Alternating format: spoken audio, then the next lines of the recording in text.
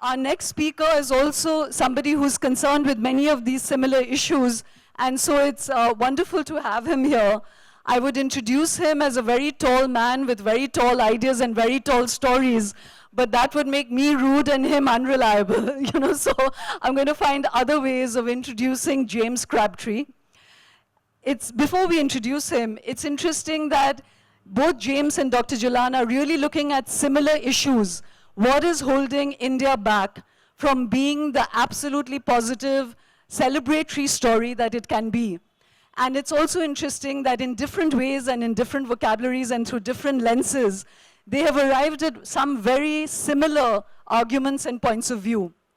But James Crabtree really caught everyone's imagination this year with his book, The Billionaire Raj, because it enters this question about politics and economy in our country through a very interesting and juicy road, which is the doorway of the robber barons of our country, which draws comparisons with America of the Gilded Age.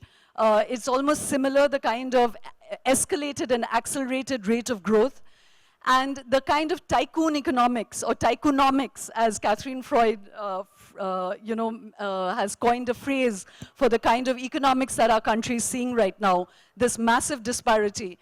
But much like Dr. Jalan, James Crabtree, who spent many years as Mumbai bureau chief in Financial Times, who's written for The Economist, for The Wired.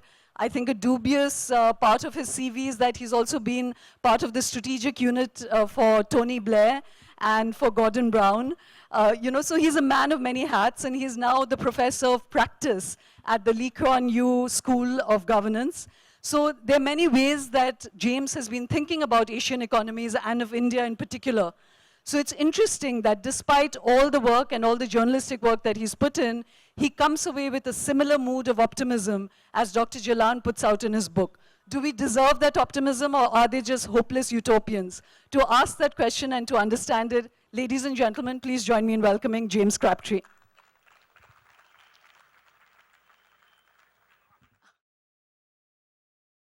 Tall stories. All the tycoons that you have profiled could use your height as a defense argument, that these are all just tall stories, as I said. Yeah, when I first moved to India, I tried to learn Hindi. It was a hopeless failure, but I always remember the word lamba. Because that was the word I'd hear when I walked across an airport and people said, lamba. So, James, before we get into all the juice in your book, what triggered this? Was there a kind of defining act of excess, something that somebody that you were reporting on did or said, which triggered this book and the research that went into it? Not particularly, no. I moved to India in 2011, and India is a fantastic place to be a foreign correspondent. And you're very fortunate if you're a foreigner who turns up here, particularly if you work for one of the New York Times or the Wall Street Journal or the FT. If you move to China, nobody wants to talk to you. It's very difficult to get access. You spend a lot of time trying to find out any little detail about what's going on. But you come to India, you guys like to talk.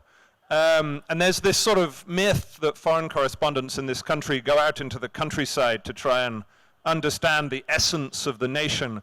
But really, you just hang around in South Mumbai and Central Delhi and try and tempt people into indiscretions. And it was great fun. And so in that sense, I was very lucky. I suppose the thing that captured my imagination was, driving down through Mumbai and seeing something like Antilia every day and learning about the heads of the big conglomerates. We don't have tycoons in the UK, you have Richard Branson, maybe, you have Elon Musk, but it's not the same thing. And it was like coming into an entirely different world, and so the world of the big industrialists sort of captured my imagination, and that was where this comparison with America in the Gilded Age came from. It's interesting that you make this point right through the book, that the tycoons of contemporary India are not like the Elon Musks and Richard Bransons. So first question is, why do you say that? And secondly, that when you make this comparison with the Vanderbilts and the Carnegies and the Rockefellers, do you see that same capacity for creative destruction, in the years to come? you've mentioned in your book that while these were called robber barons, they also had the gumption to break the rules, to open up new landscapes. Is India really going through that process right now, and is it going to all end up good?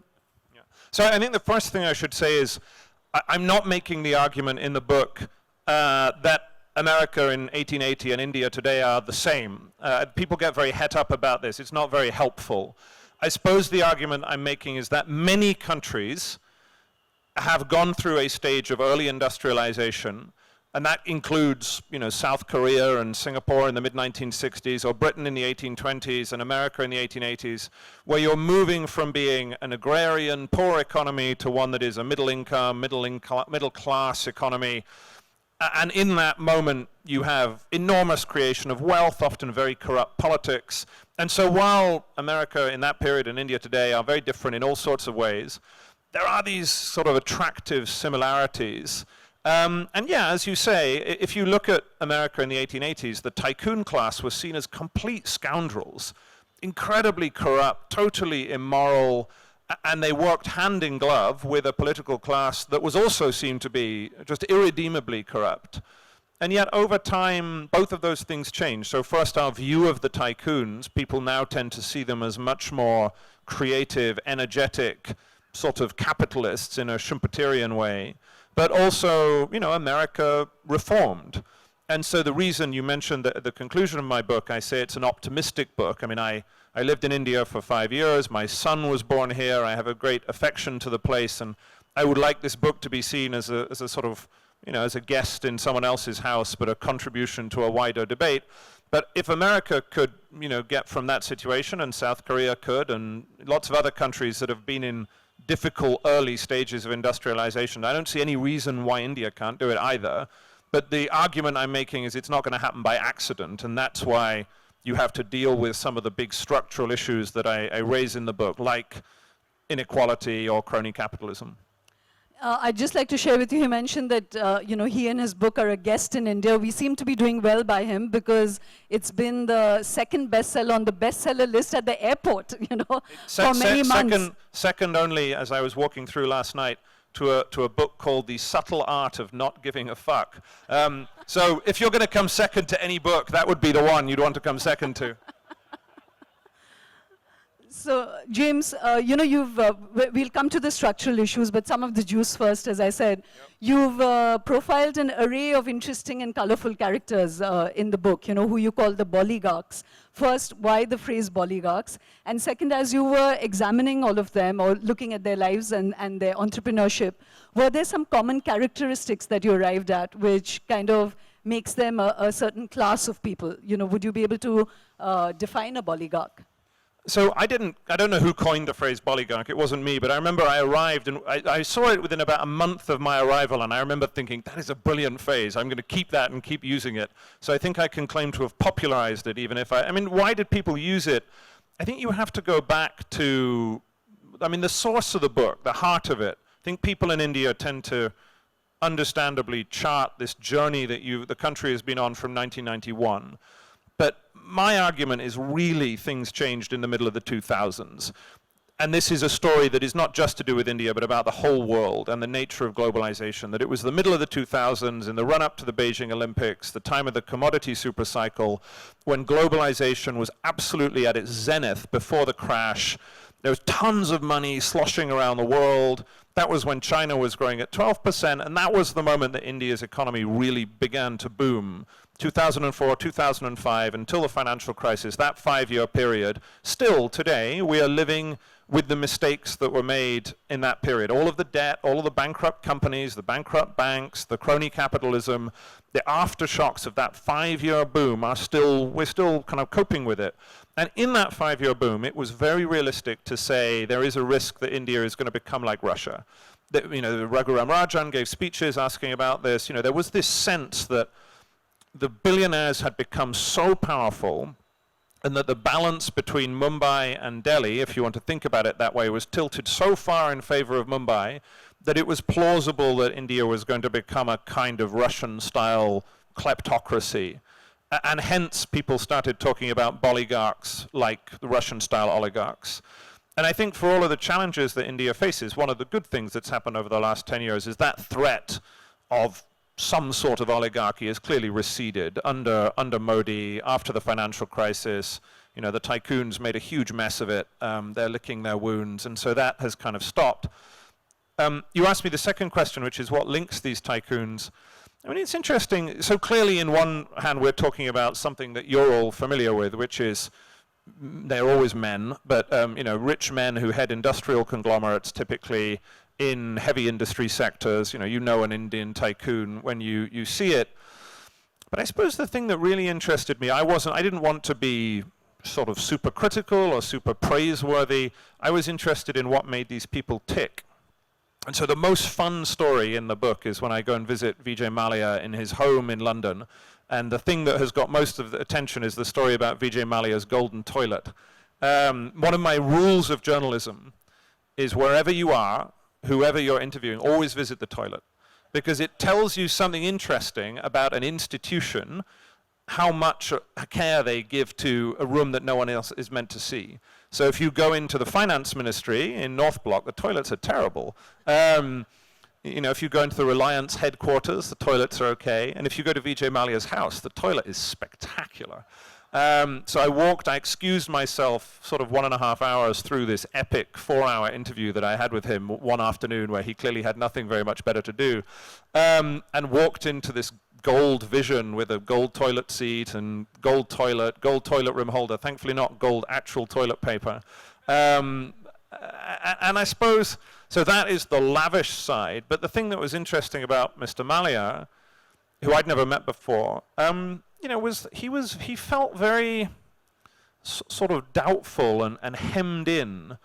Many of the tycoons that I met over the 5 years I was commenting on India, you know, were much less kind of supermen than you would imagine. When you got to talking to them, they felt very hemmed in. You know, the government wasn't letting them do this thing.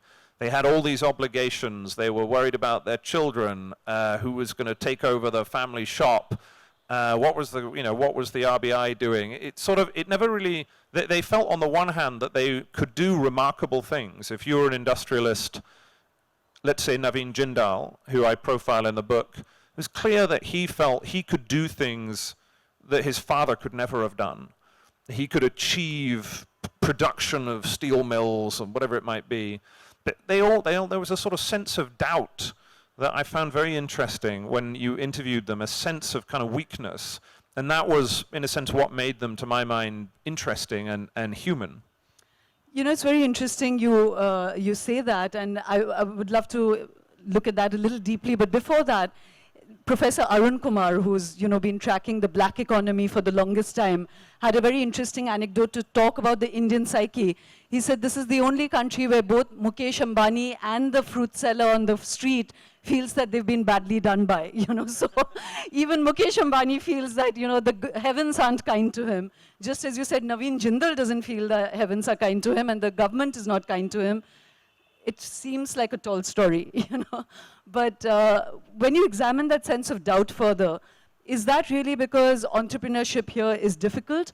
Or because when you say they feel they could do much more if the government would allow it, that they don't have, because India is a robust democracy, which perhaps America wasn't in the 1880s, that there is a kind of vigilance in this country that, industrialists may be chaffing at?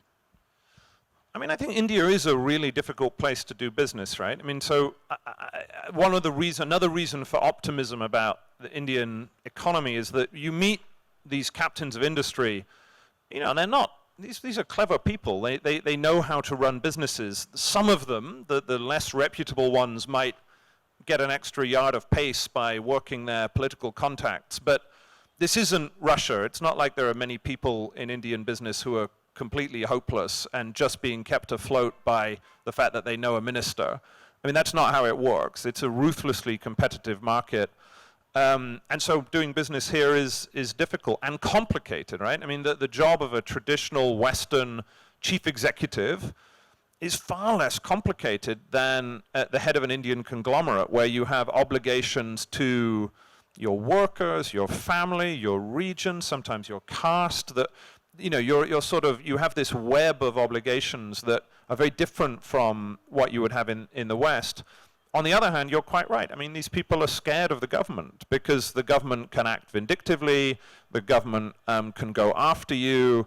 There is an attitude, unfortunately, in India. This is something Arvind Subramanian, when he was the former chief economic advisor that Mr. Jalan now has to replace, he'd talk about the fact that, in a sense, the great problem for the Indian state is the aftermath of all this crony capitalism has left the government very suspicious of any business, and indeed the public is suspicious of any business, because if the government is seen to be being pro-market, then this smells like crony capitalism. What might be seen as being helpful to companies, in a sense people view as cronyism, and that's a real problem, because if the government can't help business, then you're really screwed. So India somehow has to get out of this paradox where the legacy of crony capitalism has just meant that almost all business activity is to some degree under suspicion. Yeah, I think that's a very, very valid point. And maybe Mr. Modi did some course correction on that a few months ago when he put out a message saying to be seen in the company of a businessman is not a bad thing. I mean, and, you know, it was a wise statesmanly kind of thing, message to send out. But, you know, just to share one other anecdote from James's book, that one is slightly circumspect about this sense of the heavens not being kind, because Mr. Malia was very, was in a low mood when James met him, and he said the cost one has to pay is that I can't go for the Grand Prix at Monaco this year, you know. Not even that, it was the poor guy, he was feeling very down on his luck because, I mean, he was in a $20 million house when we were interviewed, but he only had 6 of them in Britain, so he was really sort of down to his last half dozen houses. And that particular weekend, it was the day before the Monaco Grand Prix, and he couldn't go and visit, so he had to watch it on television. You know, terrible. Terrible, terrible tragedy. You know, it's a very, very tragic state of affairs. But coming back to, you know, it's interesting, as I said, that both Mr. Jalan and you have analyze the structural issues with India and come at it from different ways, but arrived at some common sort of analysis, you know. Before we come to what your suggestion is of what India needs to do, this whole idea of crony capitalism, James, is something that Raghuram Rajan did mention and has spoken of at length, but you really detail out the kind of circular nexus there is between political corruption and crony capitalism and the inequity in this country. Could you kind of spell out that circle very briefly, and then we'll take it forward? Yeah, I mean, so in the book I go through, as I say, this is a book that's meant to be entertaining and good fun to read, which is why you should all buy it. But it has within it a kind of core argument that there are 3 fault lines in the middle of the Indian economy, of which one is the rise of the super rich and the inequality that has come with it. And I want to make an argument that people like you should all be more concerned about rising inequality, even from a business point of view, than maybe some people are. And the second and third are the problems of crony capitalism, and then the boom and bust cycle of India's industrial economy, by which I mean the debt that was built up by the conglomerates and the banks. And so I suppose when Raghu talked about this, I think this is fairly well known, he talked about there being a kind of circle in the political economy of crony capitalism, which is about the nexus between politicians and business leaders. So crony capitalism literally means collusion between business and political elites. That's a sort of academic definition. But when Raghu was talking about it, he was talking about it in a particular way in which, because the government here doesn't work as well as it might, politicians often provide government services on their own. So if you want to get your kid into a school, if you want to get access to healthcare, you've got to go to the politician and they give it. But then in order to get the money to fund that, they need money from businesses, and they also need money to fund their election campaigns. And so then they've got to go to the businesses, and then the businesses get a quid pro quo, and it kind of all goes round in a circle. And that's what he called the circle of crony capitalism. But at some level, even though Mr. Modi, you know, regardless of whether you think he's a good thing or a bad thing, you know, he's made some reasonable steps to clear up some of the worst of the cronyism under the UPA, particularly around the cabinet table. You know, until the fighter jets arrived, there hadn't really been a really big cronyism scandal under the NDA. Now, thankfully, for those of us who've written a book about crony capitalism is really back in fashion, so that's good. But we don't give a fuck. Well, there you go. But I mean, that nexus, one thing Modi has not done is made any difference at all to the connection between political party funding and election spending and big business. And so the last election, the estimate that people tend to quote is $5 billion for the 2014 election. So not quite as much as an American presidential election, but not far off. This next one, God knows. The economy is, a quarter as big again as it was last time. The BJP in particular are even better at raising money. There's lots more to spend money on. And so that nexus between, we don't know who gives money to whom, but we sort of know who's giving the money, right? Because there's only one group of people that it can come from. It's not coming from small dollar donations. And so that sort of circular economy between some industrialists and the political parties remains as bad as it has ever been, or worse. And until that gets fixed somehow, then in a sense the system will never really be cleaned up. So James, just sticking with the crony capitalism idea a bit longer, you've analyzed the good things that Mr. Modi's done, amongst them, introducing the bankruptcy law, GST. There are many other provisions that have come in, even if some of them are faultily implemented, but at least he had the will to push it through. But on the issue of crony capitalism receiving a kind of, kick at the back, you've mentioned that, well, there's the rise of people like Mr. Adani, but that seems to now be a thing of the past. Why was there a kind of easy ticket on, say, the rise of Mr. Adani? How is that different from the others that you have profiled, which could be Mr. Jindal or the Ambanis or Mr. Malia or any of the others that feature in your book? I'm not sure quite what, I don't know what the point you're making about, just say that again about Adani. The point is that, has the structure of crony capitalism really broken down, or has the location shifted? So what the interesting question is this a permanent shift or is it just cyclical, right? So it would appear that there has been slightly less really high-level scam crony capitalism at the top level. But on the other hand, this is a funny period, right? Because India's industrial economy is in the doldrums, the banks aren't lending, and most of these big industrialists have very bad balance sheets if they're not outright bankrupt, so they're not really spending any money. So the real test is going to come in the next period when India has a boom, and India is an emerging market, emerging markets have booms. So at some point, the economy is going to, the global economy and India's economy will be in sync, and things will get going again. And that's when you've got to be careful, because the reason why what happened in 2004, 5, 6 happened was because the economy began to go gangbusters. And so we haven't really been, although we have 7% growth, that 7% growth all comes from consumption and public spending. We haven't yet got an investment-led recovery. And so you're not going to see if there really is an end to crony capitalism until you go through another one of those cycles. And I have to say, look at Nirav Modi, look at IL&FS, look at Ambani and the jets. I'm pretty doubtful. Look at Malaysia, if you want a comparison. The notion that India is now sort of behind, crony capitalism is behind it, I think that wouldn't be where my money is. But I think it's an important distinction to make, much like we said that, entrepreneurship, industrialists, just making money, being wealthy is not a bad thing, and one doesn't want to put that message out. That you make that point very strongly in your book, and I think many people do, that most of this corruption lay in businesses that really relied on natural resources and not so much on technology companies or service-oriented companies. Is that a fair distinction? So Ruchir Sharma came up with a very basic distinction between the good billionaires and the bad billionaires, and so that division tended to be between, like the IT services companies, those that were far from government. They sometimes call them they don't have economic rents, they're competitive. And then the ones that are closer to government, where you require what the economists call rent seeking. And so that's a pretty good, it's a pretty good balance between the two.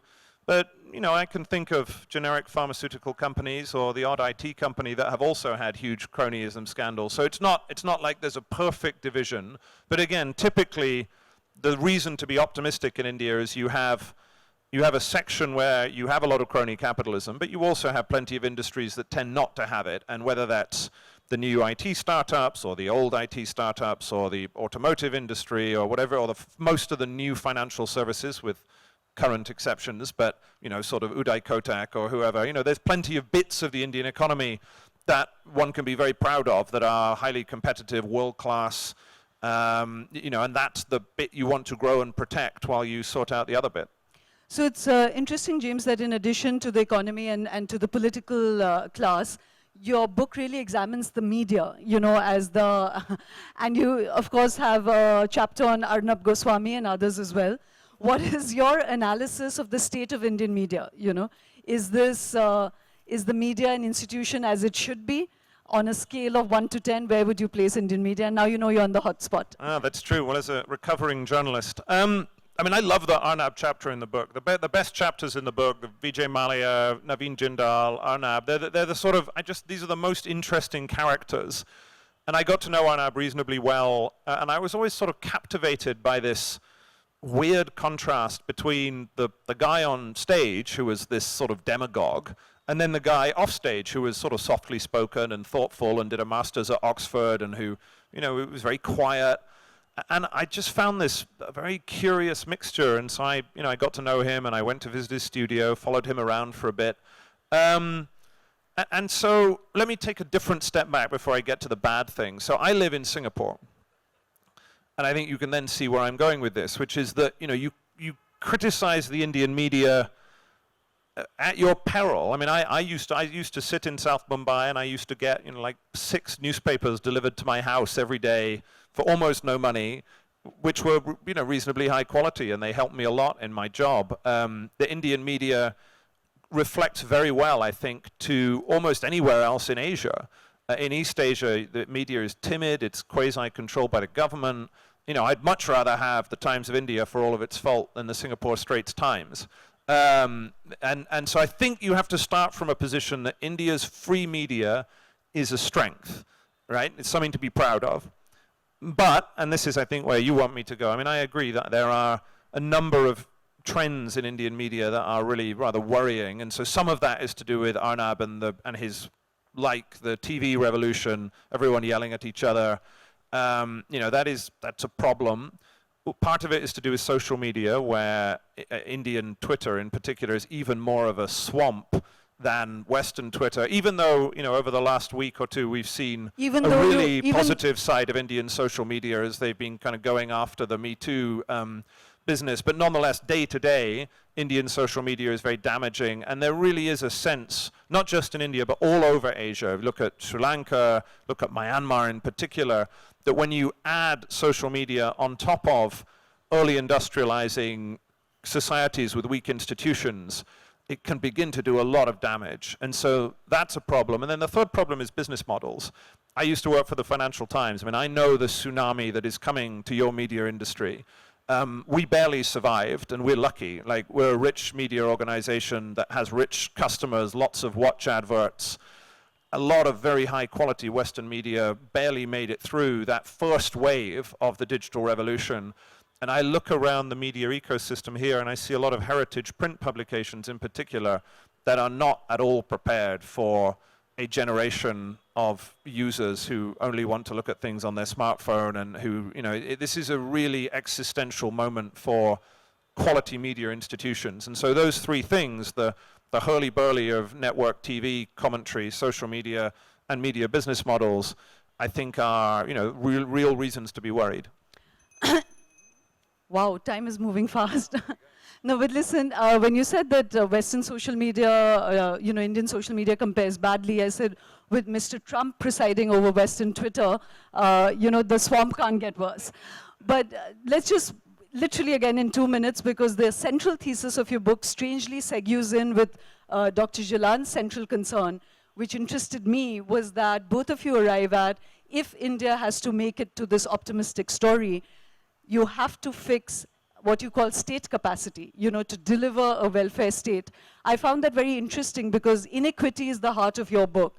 When we speak about the Indian media, I think the one big thing Indian media is really faulty on, much more than the screaming and shouting on television, is that it's almost completely blind to inequity. We seem to have no concern over farmer issues or Dalit issues or equity issues at all. It's a blind spot, you know. But when you arrive at why you're optimistic about India, you say what we need is really state capacity and deliver it. Why did you arrive at that thesis? Well, so I think moving to Singapore was quite helpful to me in writing this book, because I got myself out of India and I got a bit of perspective. And you see, you know, India is not unique. India is a late developing country, and lots of other countries have done it before. So, you know, Britain and America back in the day, Japan and Korea, and latterly, you know, Malaysia, China, Thailand. Like, you're on a journey that other people have been on, and there's lots to learn. And one of the things that you learn looking across the piece is that whatever else you have, if you want to develop quickly, you need a really high quality government. And so India's government, I think we can all admit, has room for improvement. You know, it does things that it probably shouldn't do, like own airlines and some banks, and then it doesn't do things that it should do, like run high quality education systems for the majority of its population. And so what you then need to do, you know, you need to spend more money, build the beginnings of a welfare state, one that you can afford, but nonetheless, you know, might be thrifty, but which has aspirations to support its people through moments of insecurity.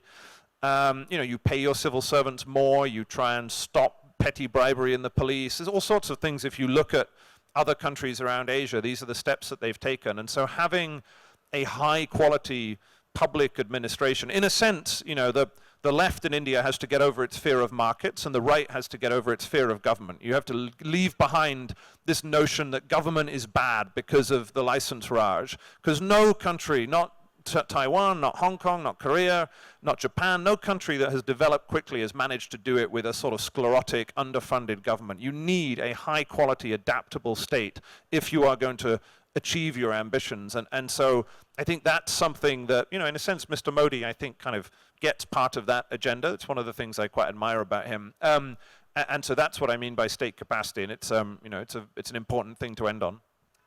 That's a great place to end, James, because as we said, that is a blind spot in India, that we don't look at the inequity.